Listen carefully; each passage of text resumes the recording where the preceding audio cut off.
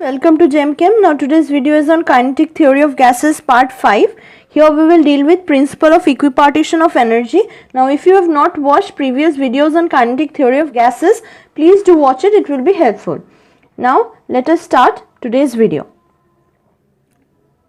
Now we know that for knowing the principle of equipartition of energy, we require the knowledge of independent modes of motions. What are the types of independent modes of motions? That is how many ways it can move.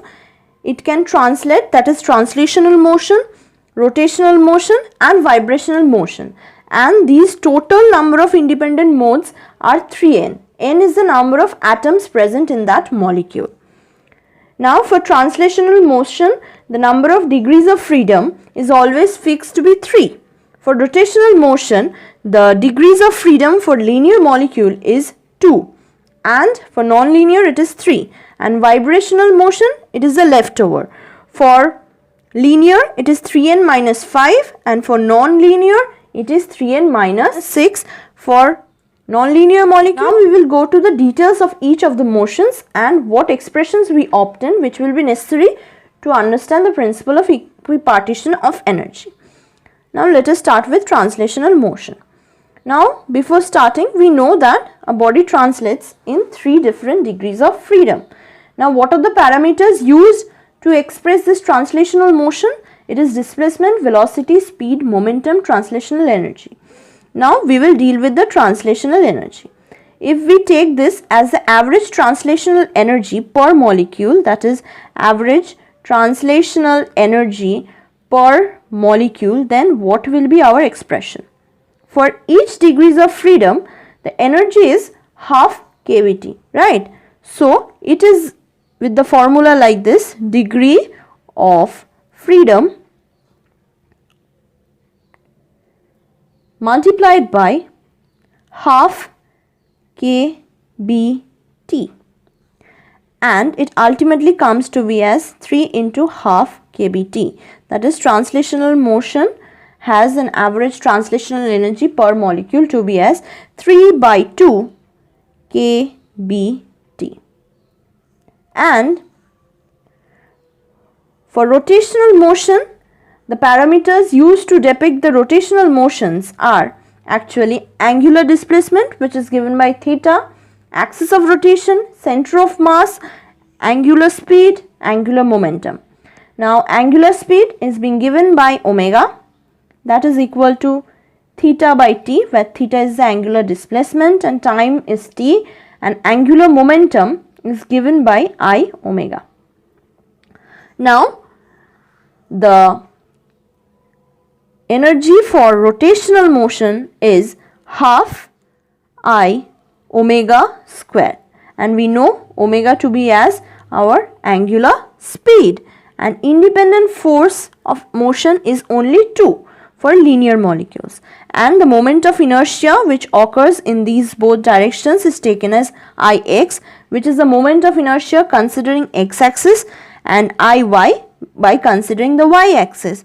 And so the moment of inertia total is equal to summation of mi Ri square, and here since there is 2 degrees of freedom, we can write m1 r1 square plus m2 r2 square. Now we need to find out only for linear molecule. We will elaborate each part for linear molecule and non-linear molecule. So let us see. For linear molecule, first we will consider. So we are considering for linear molecule. Now linear molecule we have already seen, that is there is 2 degrees of freedom. So why? Because Ix for it is greater than 0, Iy for it is greater than 0, and Iz is always equal to 0 for linear molecules. So rotational energy is equal to, for x direction it is equal to half I x omega x whole square, but this one is greater than 0. Similarly for y-axis it is E rot y direction half Iy actually for this case omega y whole square greater than 0. And for E rotation along z axis, it will be equal to 0 as I z equals to 0. So number of degrees of freedom present is 2. For nonlinear molecule, this Iz becomes not equal to 0. So there is another degree of freedom, and average energy distribution per degree of freedom is half kBt. So for any molecules, it is actually becoming right now like this. That is 3/2 kBt for translational, plus if the molecule is linear, then half kBt plus half kBt becomes kBt. So this is for linear, and if non-linear, then it will be 3/2 kBt plus 3/2 kBt. Then the new expression for non-linear is 3/2 kBt plus 3/2 kBt. This is the total energy per molecule. This is for non-linear and this is for linear, right? Now we will go for vibrational energy, that is vibrational motion. Now before starting vibrational motion, we have to know few things. That is, vibration can be of two types.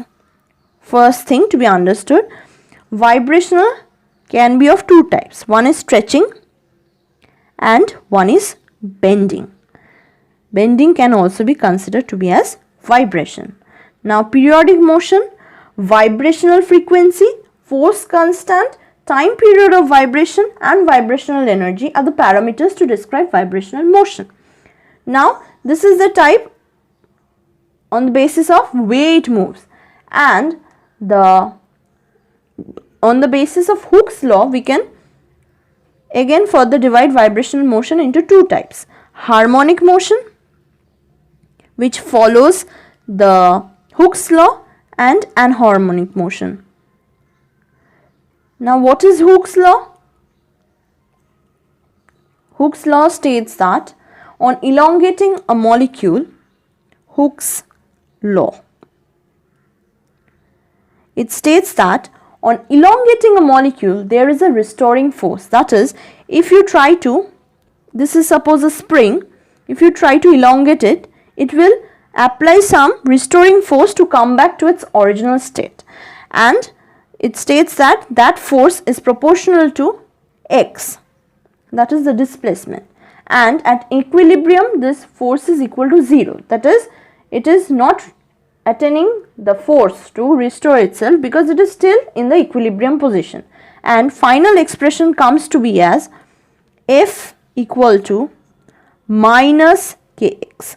So the vibrations which follows this equation is harmonic, and one which does not follow this equation is an harmonic motion. Now what is the expression for vibration following this equation? Let us see the classical expression of simple harmonic vibration. It is this one, that is epsilon vibration equal to half mu d r by dt whole square plus half k r minus r0 whole square. This is the classical expression of simple harmonic vibration.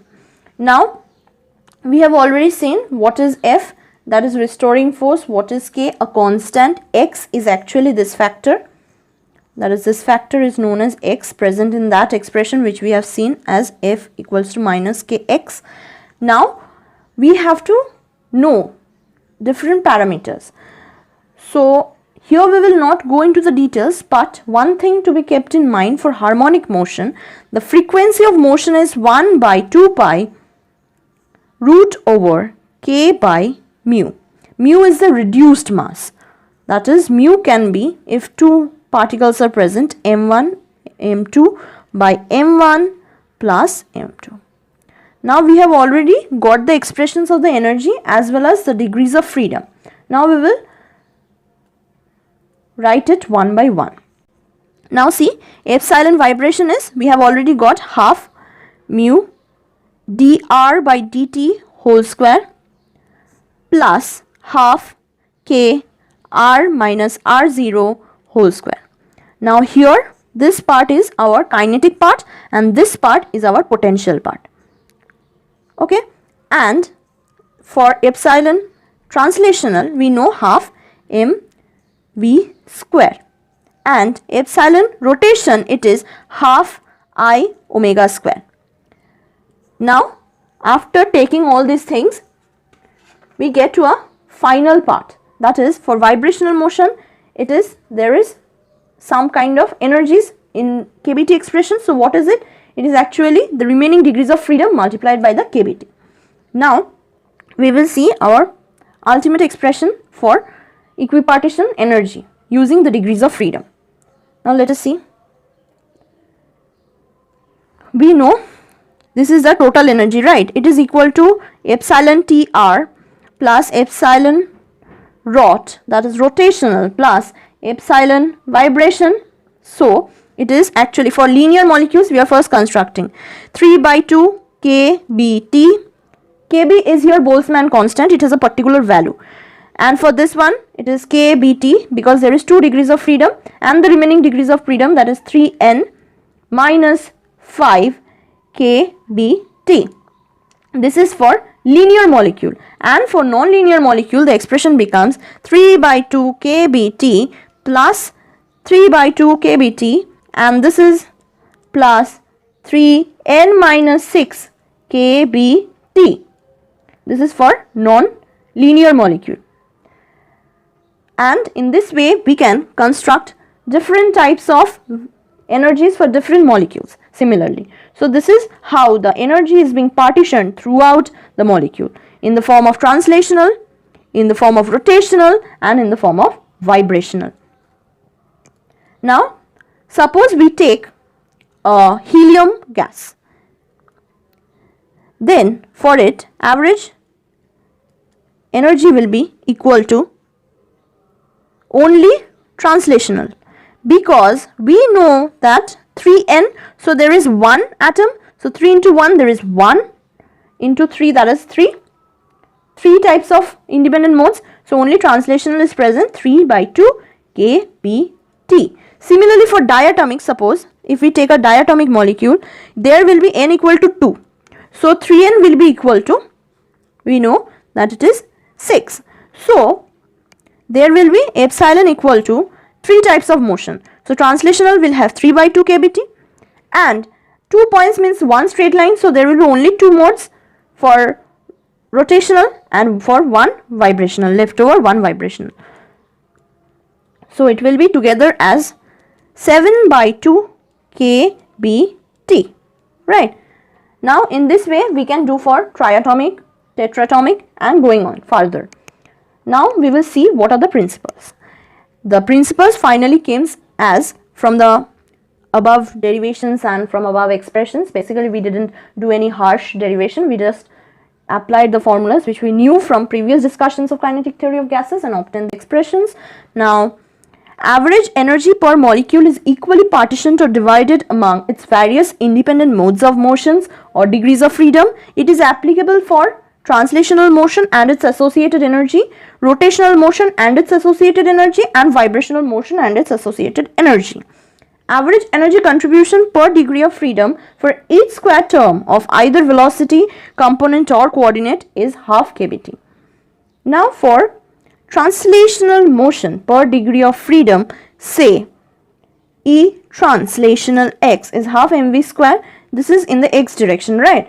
So average energy contribution is half kBt. For rotational motion per degree of freedom, the rotational energy is half Ix omega x square. So average energy contribution is also half kBt. But for vibrational motion, we see that here a factor comes of 2, that is half for this part and half for this part.